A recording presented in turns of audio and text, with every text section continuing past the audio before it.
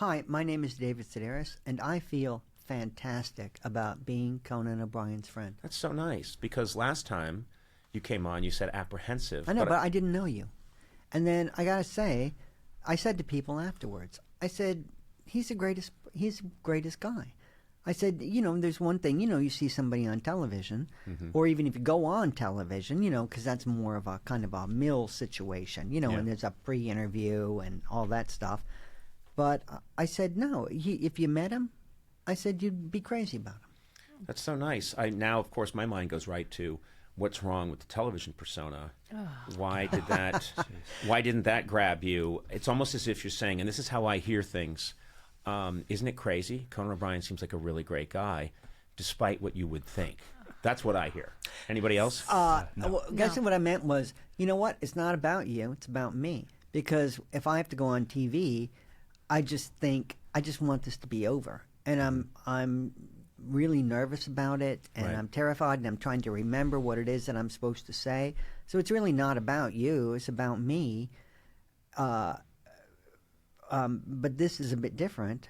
I don't know, in part because it's not being filmed.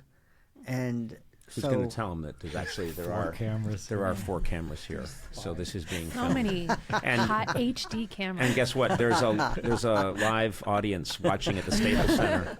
35,000 people are watching right now. But when I first did your show had just started. Oh, that was so that was a long time ago. Yeah, and things were pretty rough back then. I would often cry halfway through the interview, but I think for no reason. But I think we were both with the same people back then. Yeah. Yeah. Yeah, we were actually. We don't need to find new partners every few years. No. We don't need to do that. No. That's for other people. Someone's relationship's got to last, right? That's well, the way how long I have you? look at Because I know you've been with Hugh for quite a long time. 31 years. Wow. 31 years. Yeah. I've been with my wife for 22. 6 of those years quite happy. Really off the charts. We are people that go the long haul. That's what I say. When my sister Amy was here, she would attribute that to our astrological signs. Oh. She's constantly trying to convert me.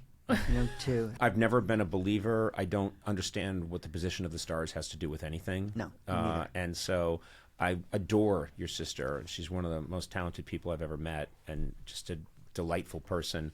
But I think she's off her rocker if she thinks that Pluto's position has anything to do with how we behave or what we're doing. Do you know what I mean?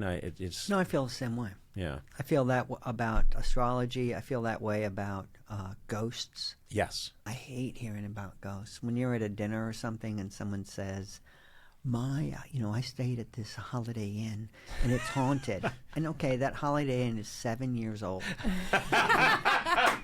And my house in England is 500 years old, right? So why isn't my house, if anyone's house was going to be haunted, it would be mine. I love a 7-year-old structure being haunted. Who's haunting it? Well, it was someone who worked in Obama's second administration. He worked it with OSHA, but what happened? Oh, he just got a blister and it got out of control and he passed away. But he haunts, and the other thing, when we've talked about this, is it really irritates me that there doesn't seem to be any rules about why a place is haunted. Meaning sometimes a place is haunted because the person died there, which makes sense to me. But then there are other people that say, oh, no, it's haunted by an old coal miner who, oh, really? Well, where did he die? Did he die here in the house? Oh, no. He died like 65 miles from here. But then he took public transportation and set up shop in this house that was built 4 years ago that has solar panels. And you're like, no. No, according to an expert that Amy talked to, ghosts can come into your house by way of secondhand clothing. So if you go to Goodwill and you bring home a T-shirt, that could be bringing a ghost into your house. If you buy a piece of antique furniture, Oh, a my ghost house can is come full into of your ghosts house that then. way. Yeah, it's like a deer tick, a ghost now. So when your kids have been out playing, you should check them for ghosts when they come back in the house to make sure that everything's. Oh no! Hold on a second. There's an old widower of a sea captain clinging to your calf.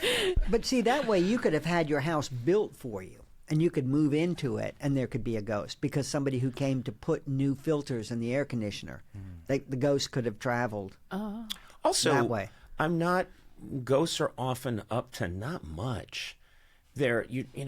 Someone you'll say, how do you know there's a ghost? They'll say, well, at night I can hear there's a radiator grate that's on the 3rd floor, but towards the back, and it's slightly always adjusting. You're like, if you were in the afterlife for all eternity, that's what you'd be doing, is adjusting a radiator grate? But they always make it seem like, okay, you have ghosts in your house, but you're so self-centered. You're so shallow that you can't pick up on them, right? So it's something about your personality. Right. It's you're deficient in some way because you can't pick up on the ghost. This other in-tune person can could pick up on it. Yeah. Right. It's just bullshit from beginning to end, the whole ghost thing. Yeah, ghosts, astrology, Amy, Sedaris, if you're out there listening, we're not having it.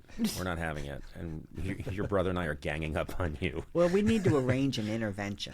Yes. That's what we need to do.